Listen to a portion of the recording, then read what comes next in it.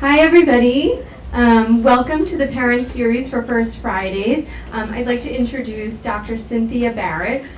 She is a certified nutrition specialist. She also received her doctorate in physical therapy from NYU. She's a certified strength and conditioning specialist, and she holds a pre-postnatal certificate in fitness. So she encompasses everything nutrition, fitness related, both for kids and adults.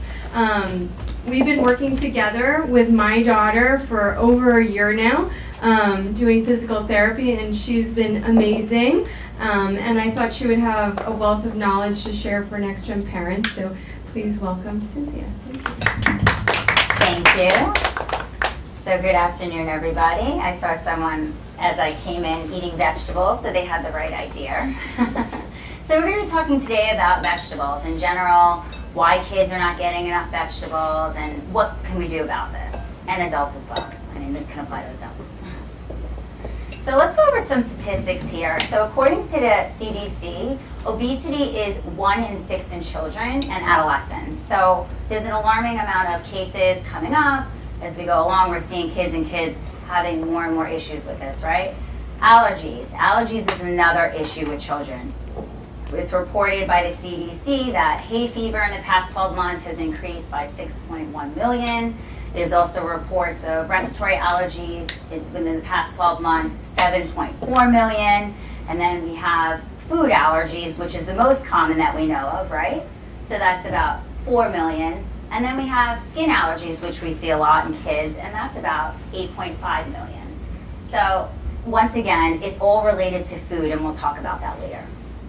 Asthma as well. We see that children also suffering from asthma, also 2 in hospitalizations as well. 6.3 million suffer from allergies and asthma and obesity. So what can we do about this? So what's the misinformation that's out there? What's healthy and what's not? We always struggle with this. We go to the store, we're like, okay, we see something that says that it's all natural. We see something that says low fat, low calories. So we pick it up and we think we're doing all the right thing, right? Well, we'll talk about that later. A lot of it is advertising, misinformation, particularly targeted for kids. For example, Disney is the biggest culprit. I mean, Disney's great, but with their, candies and jelly beans, and they put all these fairies on them, and they make them very colorful. These kids, of course, beg you for these candies, and it's very popular, and they're in Dylan's candy shop. So of course, you're not going to say no. You want, as a child, you remember your, first memories like, wow, I really want this piece of candy, and how that felt going to birthday parties. So it's definitely an issue. And also counting countless calories. We live in a society where everyone is so hung up on calories and how important it is. So just think about that, and we'll come back to that a little later. So a little veggie facts here I put together. There's a large percentage of kids that are not eating enough vegetables, as we know. And moreover, children are eating more fruit over vegetables. And why is that? So according to the CDC, they studied between 2007 and 2010, 67% of children do not eat enough fruit to meet their daily recommendations, but there's an alarming 93% of children that are not getting enough vegetables. So, what is the disparity, and why is it that we're choosing to feed our children fruit over vegetables? A large part of it has to do with convenience, because it's easier to pick up a strawberry or carry cherries, but celery sticks, if you didn't get them pre-cut at the store, you have to cut them, and so, there's some sort of obstacles, and why is that? So we'll talk about that a little later. More veggie facts. So calcium absorption from milk is about 32% versus green leafy vegetables, which you can get about greater than 50% absorption. And once again, it's all about information. I mean, we all think that the best source of calcium is in dairy products, and that's been drilled in our head from dairy commercials to public schools, giving out milk and chocolate milk. But where else can we get our calcium? And the missing link is vegetables. So broccoli gives us about 53%, Brussels sprouts 64%, mustard greens 64%, turnip greens 52%, and kale is like the be-all, end-all. I'm sure they're making kale shampoo soon because everything is all kale. 40 to 59%. It's been around for a while, but it's all about what's popular, what's hot, and what's not, right? So sugar. I thought it was very important to talk about sugar because sugar is the biggest culprit here. So children ages between 4 and 8 years old, the dairy caloric intake should be about 16,000 calories, right?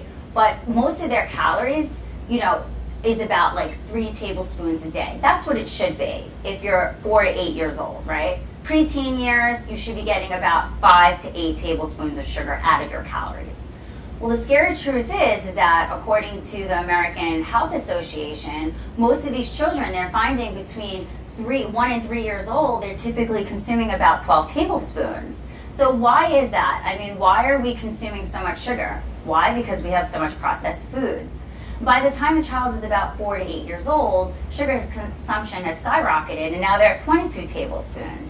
And it just keeps, the numbers keep tripling and doubling as we go along in age. And of course, if you start drinking alcohol, that's even more sugar. So, and then after you drink alcohol, then you want to eat more sugar. So it's just a vicious cycle. And basically, we're all eating the triple amount recommended in general. So what do we do about that?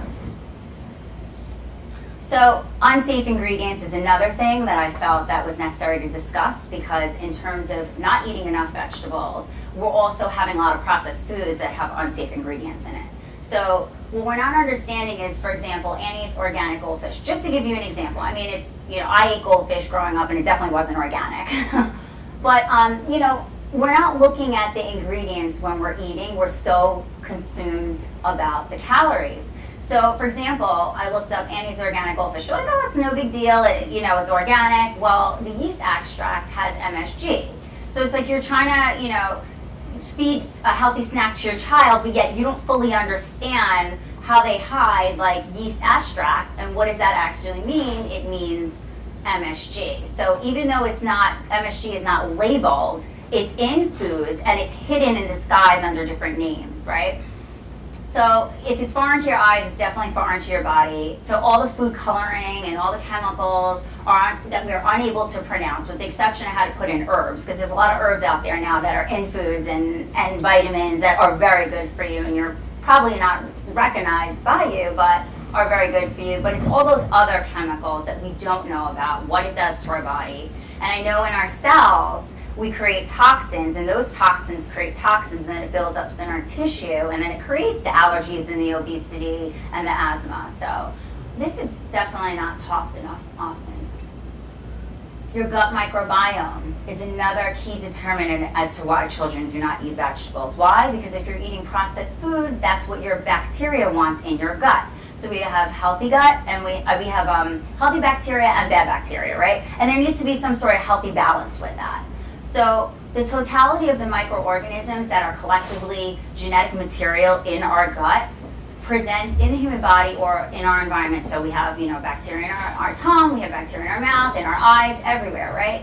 But what happens is when we eat a lot of processed foods, it shifts, right? So we begin to populate more and more the bad bacteria. And that's a key determinant of our general health.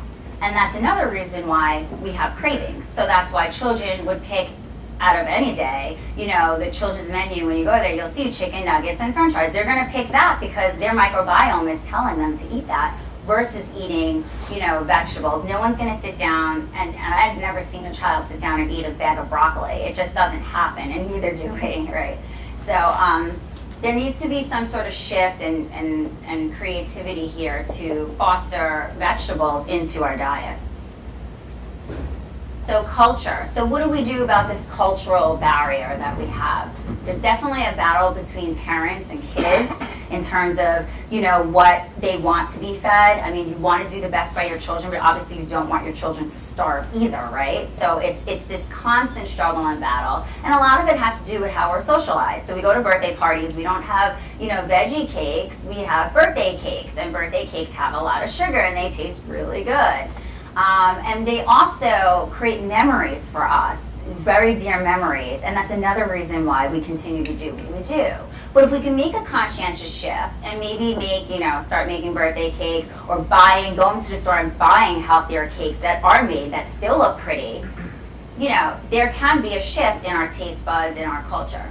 celebrations and treats, like I stated, the biological, genetic versus social construct, or is it both, right? So is it nature versus nurture? A lot of us talk about obesity in that aspect, you know, is it a biological thing where it's like, this is how I was born, this is my set of genetics, or is it actually a social construct where, you know, how you're raised and your socioeconomics and your accessibility to food, which we'll talk about a little bit later.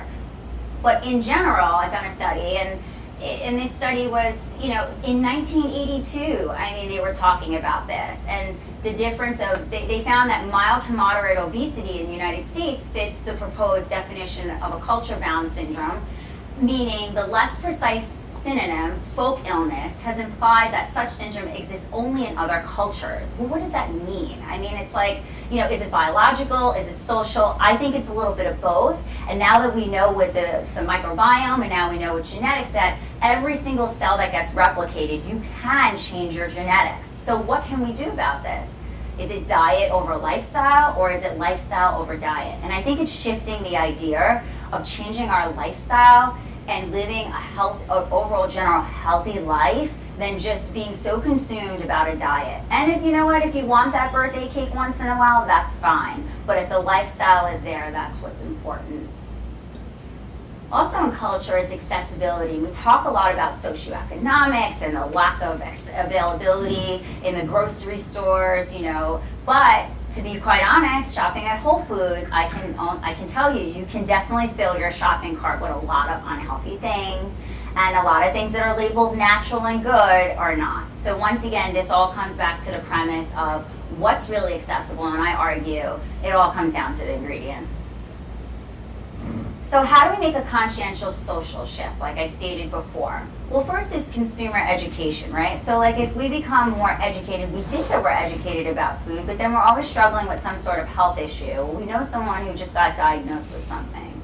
Well, if we really take it back to the ingredients and we understand what we're eating, then we don't have to be so concerned about those calories. Because if you're eating something that's like, you know, a salad, or you're making the salad healthy maybe with quinoa instead of using rice, using substitutions, then you don't have to worry about calories because everything that you need nutritionally is there.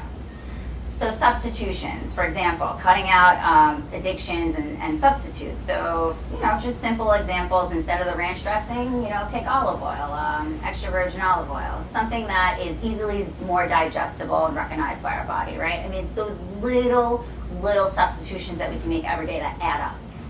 Introduction to bitter tasting healthy foods. Now this is something that I haven't heard anybody really talk about much unless you go to a functional medicine conference.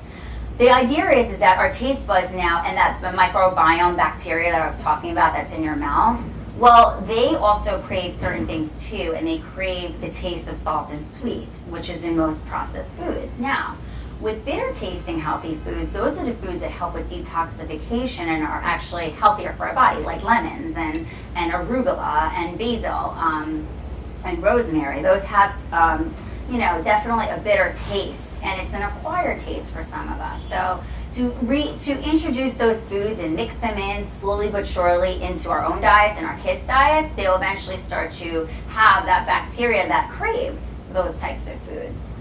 Community involvement and social shift, greater demand, lower costs. So everyone says it's really, you know, that's the number one thing. It's really expensive to feed my family of 4 or 10 or whatever. It's not really family 10 anymore, but you know, it's really expensive. So what can we do? And I think the biggest thing is like, just if more people are going out there and buying this product, there's going to be more farmers. We're putting more farmers to work. If there's more farmers being put to work, there's more produce being produced, and then cost goes down. So it's all about supply and demand, and if we can start demanding and becoming more involved in our communities, in our farmers markets, and also too creating parties around it and play dates. I mean, I know it sounds all a thought and all crazy, and well, my kids would never do that, but if one child does one thing and then it becomes a community effort, even if it's a one night a week and you begin that way, I think we'll start to see some progress. So making an effort and making veggies fun, you know, creating a plate full, you know, making little faces. I know it's time consuming, but in the end, you're going to be going to the doctor less. And then everybody's happy. Okay, so here is a picture of our old pyramid, our food pyramid here. So we have our fats on oils on the top, right? we're not supposed to have much of those. And the biggest thing here that causes most of our cravings and the reasons why we don't want to eat vegetables is because we fill up on this bread, cereal, rice, and pasta, which we were told for so long is so good for us. I mean, even me being a runner, that's all I ate until I realized I was severely vitamin deficient. And then I realized, well, maybe I need to change my diet. So it blocks absorption, most of these foods, if you have them in excess, and also to nutrient timing when you eat your foods, okay? Fruits 2 to 4 servings, but vegetables only 3 to 4 servings a day, which even this here, most of us aren't even getting, even in the old construct. So the new construct here is actually treats, of course, on top. Fruits here, 8%, whole grain carbohydrates, 10% here, healthy fats, 12% here. Now, healthy fats, and this is another misnomer, and people are starting to realize that this is so important, because every single cell that gets replicated is lined by a biolipid layer. And if you're not eating enough essential fats, you're not going to properly replicate your cells properly, and that's going to also lead to illness and disease. So avocados, extra virgin olive oil here, good healthy fats. I'm not crazy about the dairy, but we'll keep it there as long as it's, organic. Then we have our proteins here, lean proteins, of course, grass-fed, organic chickens, wild-caught fish. If you go to a restaurant and they say it's organic, typically it's not. You have to ask them if it's wild-caught, because you can't make organic fish. It has to be wild-caught. Okay, and then vegetables here, of course, 40%. I think it should be more.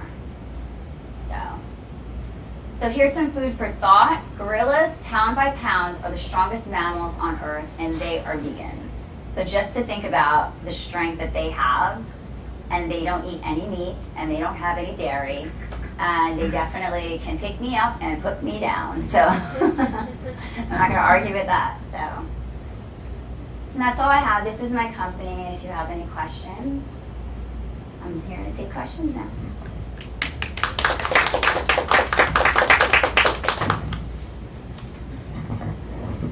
Yes.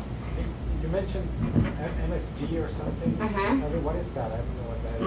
Monosodium Glutamate. Yeah. So basically, it's a high concentrated processed salt, and what it does is it's monosodium glutamate. And what it does is, once again, we're all made of chemicals, and this is the other issue that I have, is that we need to start looking ourselves. It's all chemicals, and it really disrupts your hormones, and because it builds up in your tissues over time. So if you have this over time, you have a lot of processed foods have this MSG, and it builds up in your tissues, and it's not able to, thoroughly detoxify itself, and then it starts disrupting your hormone signals, because you have sodium. You have sodium and potassium that regulates in and out of your cells. So if that gets disrupted by MSG and you have a high content of it, what is it going to do to your hormones? What is it going to do to your neurotransmitters? I mean, it's just a cascade of effects that happen. So it's funny because it's like, you're like, oh, well, it's sodium, it's no big deal. But it's like, it's foreign to our body, and if it's foreign to our body's going to attack it. And if it attacks it, it creates inflammation. And that inflammation typically isn't detected until it's something that's chronic, unless it's acute, unless you get a rash. But, yeah, so. It's bad. It's just not good. Who watched that? And I knew it was It is, yeah. I didn't know it was like an Annie's Organics. And this is exactly why we're still having an issue, because, and this is why the rates of, like I showed you from the CDC, and all of these rates are going up, they're not going down.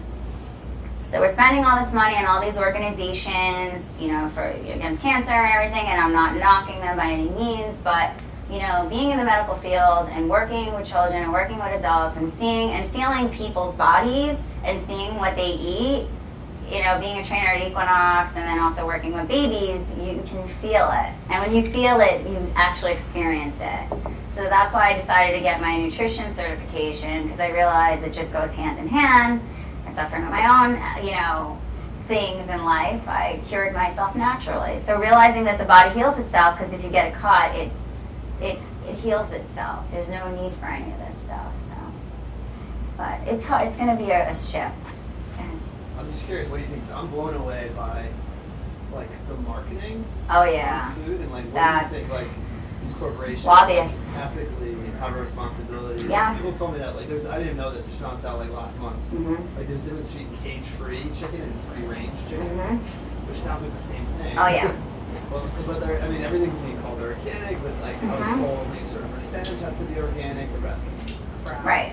Yeah. Like, what the hell's going on? What's going on? I think that, to be honest, that's why you see a lot of health coaches. That's why you see the nutrition industry booming. That's why you see the fitness industry booming. That's why you see a lot of people going into private practice versus insurance, because people aren't, insurance companies are not reimbursing. The lobbyists are getting stronger. These companies are getting smarter and smarter about marketing. I mean, Annie's Goldfish, you think it would be healthy. It's organic. It's Annie's. Annie's makes great products. But then you look at Annie's ingredients and you're like, Annie, that's not great. So I mean, it's just, this is why it's like knowledge is power, and it's all about finding out the information. But if you, like, I'm in the healthcare industry, so I have time to look up this stuff. You don't. So it's like, what do? You go to someone who knows it. Just like I don't know how to do my taxes, I let my tax lawyer do it. I don't have time for that. So I think it's really like finding people who are knowledgeable and educating yourself if you have interest. Because for my thing, it's not about like the number of years that I live. For me, I want to live a good quality life while I'm here. And everybody wants to feel good. And everybody knows what it's like not to feel good. So if you know about certain things, you can make little changes. It definitely makes a difference. Yeah, but also like when you go and like a healthy salad is $12, but then you can buy 5 burgers for a nickel. I know. It's very hard to make a change. It's very hard to make a change. But once again, if people start buying more and more of that stuff, the price does go down. And I know that for a fact because I went to a Founder Made, it was like a conference in Tribeca, and they had one on wellness. And actually, he's the owner of Fairway Markets, and he said that if more people buy these organic produce, it's just going to drive down the cost naturally, because there's going to be more of a demand.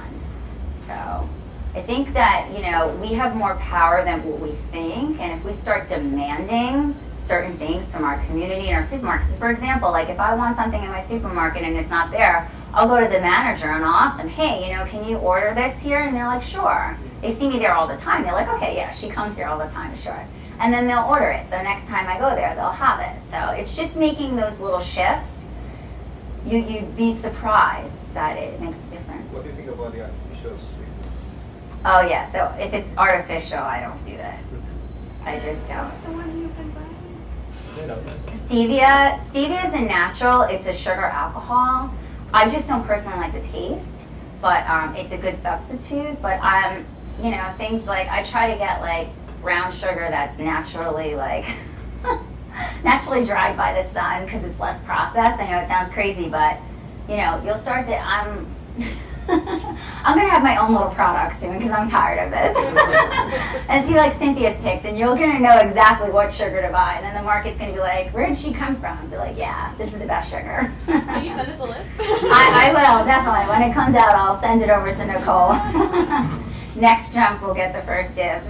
Can you talk a little bit about like when you're saying why kids crave like French fries and chicken nuggets, like something microbiome?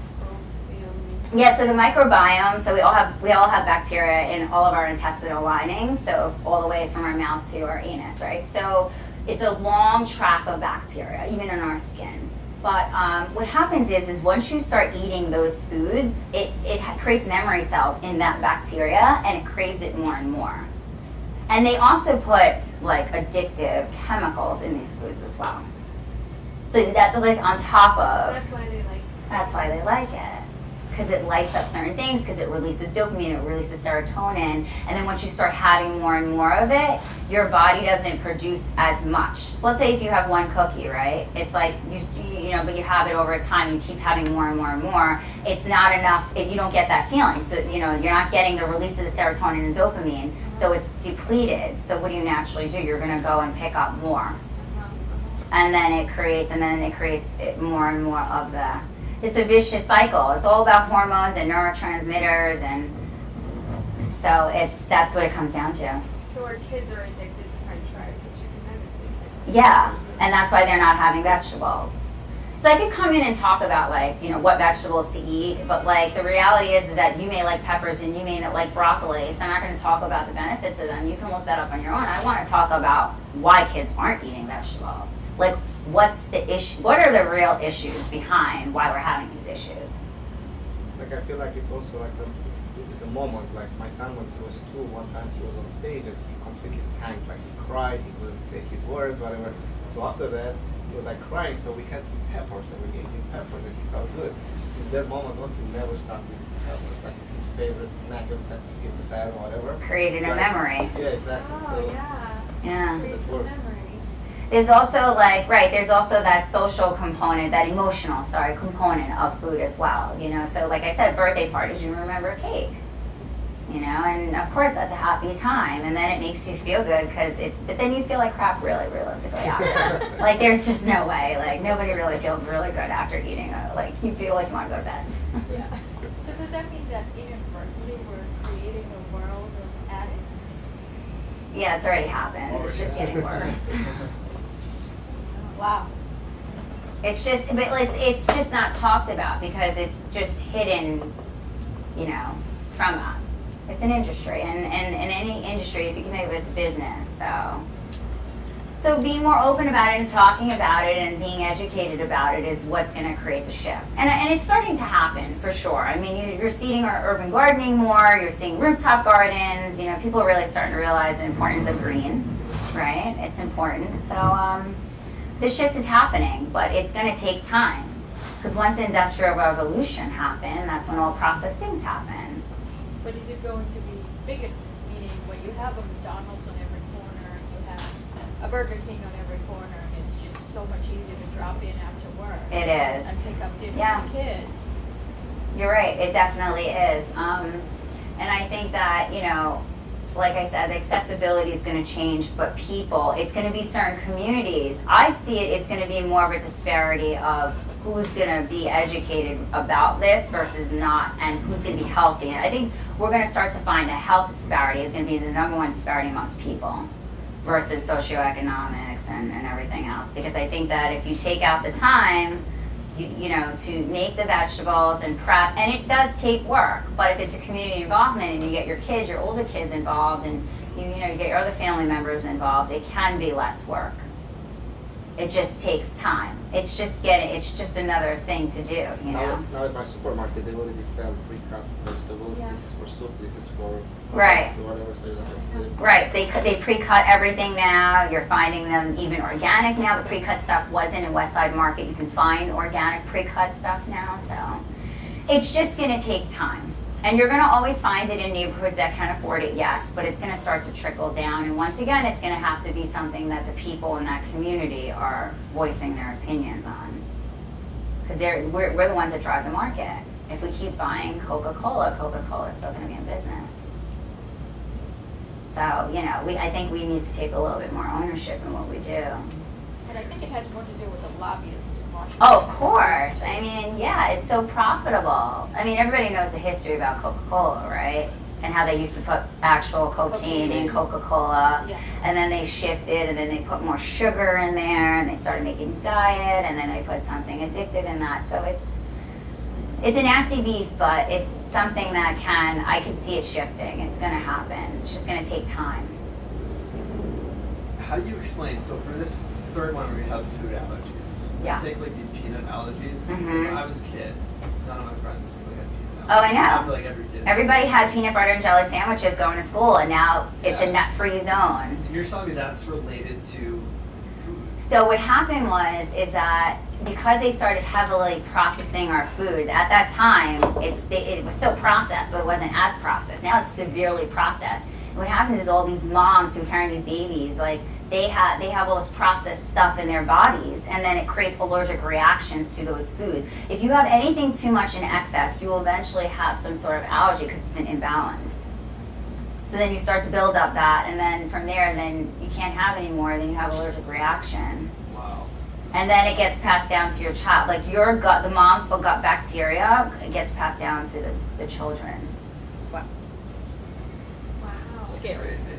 I'm allergic to nuts, Yeah. but my kids are not. Yeah, and that's a good thing, you know, but But also too, it happens over time sometimes, because sometimes you can have an allergy and grow out of it because you stop eating it, and then other times you have like the allergens, but they are not really presenting. They're presenting in other ways, and even if they're not coming up, you can have an insensitivity. That's the other misnomer, that your test may say you're not allergic, but you may have an insensitivity. And the biggest ones are gluten and wheat. So a lot of people think like, oh, I'm fine, I don't have a wheat or gluten allergy, but then like if you really do a really solid test on food insensitivities, it will come up. So it's, yeah. And also too, like, just to give you an example for nuts, so the best ones to have are raw nuts, right? But and they can't be roasted, because once you roast the nuts, they lose all their nutritional value. So it's like little key things, and that like gets stored. So if you're having like all these roasted nuts for a long period of time, it builds up in your body, and it's not healthy for you because your body's unable to process it and digest it, and then it's like trying to rid itself and creates inflammation. So it's that's how it manifests.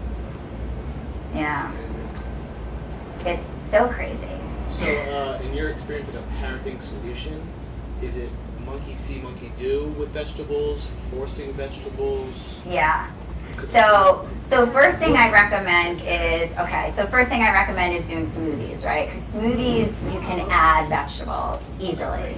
Because then you can add it and they won't even know. They'll be like, oh, I'm having a smoothie. Because everybody has smoothies. Mom has smoothies, dad has smoothies, the cat has smoothies. It's great. But like, you make it fun. And then like, I'm having a smoothie and they think they're being healthy. And, also too, like, maybe getting books depending on the child's age, obviously. But, and talking to them about it and making it something that is a conversation, sitting down and eating dinner together. I know some of us work really late, but, weekends are a great opportunity to at least have at least one dinner together, sitting down and talking about it. Also too, like, I love to use herbs, and like, herbs, garlic, and onion always makes things taste really good. And if your kids don't like it, then you can slowly introduce, things like that to them. You can put sea salt on things. I would prefer someone to give their child green beans, for example, organic with a little sea salt on it versus, chips. So there's like different ways you can go about it. And I definitely think it is monkey see, monkey do, because if mom and dad's stash is like, in the cabinet there, and then they see you eat, they're gonna want it too. So, yeah. Wait, one more thing, the bitter thing, what is that? Like, because we don't eat enough bitter. Yeah, we don't have enough bitter foods, and bitter foods are the primary foods that do detoxification in our body. So anything like arugula and blueberries. I even remember growing up, because I ate a lot of Lucky Charms.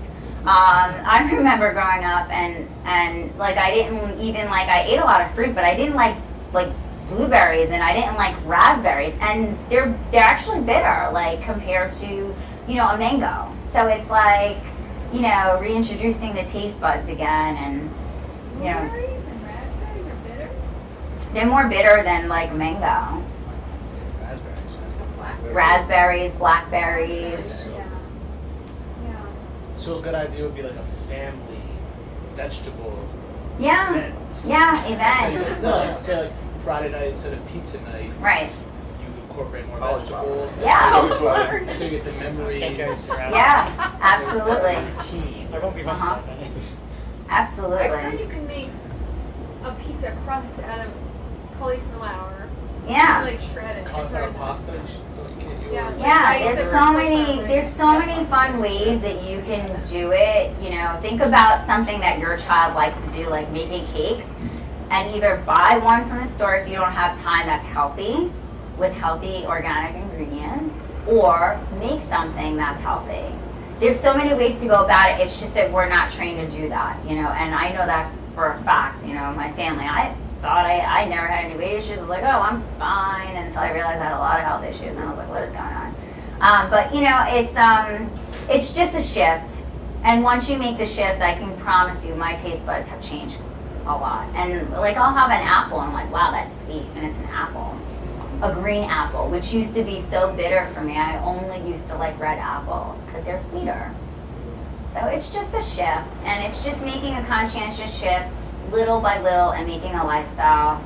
and not calling it a diet, just calling it a lifestyle. Little shift. The earlier the better too, I guess. The earlier the better, because then they create healthy habits. So little by little, it's you know, in the beginning it's a little bit of a struggle, but you just have to be creative in your own way. But smoothies is a good one. Creating like, you know, tacos out of, I mean, corn is okay unless you have an allergy, but you know, you can make like tacos out of lettuce. And I know it seems like it's not substantial enough to eat, but you can, you know, add beans and quinoa. Quinoa has high protein. You know, there's ways to go about it. Beans. So, gorillas aren't starving. They have bamboo shoots. So that's a perfect example. So if you ever feel like, well, they're not going to get fed enough, trust me, they will. Because then when they go to school, they're going to have the snacks. So at least at home, you could, you know, have that 80-20, you know. So they'll get their calories. Don't worry about it. If we're worried about calories. Thank you so much. You're welcome. Thank you. And I have cards here if anybody's interested in nutritional advice or guidance, help. Sure. You're welcome. Me?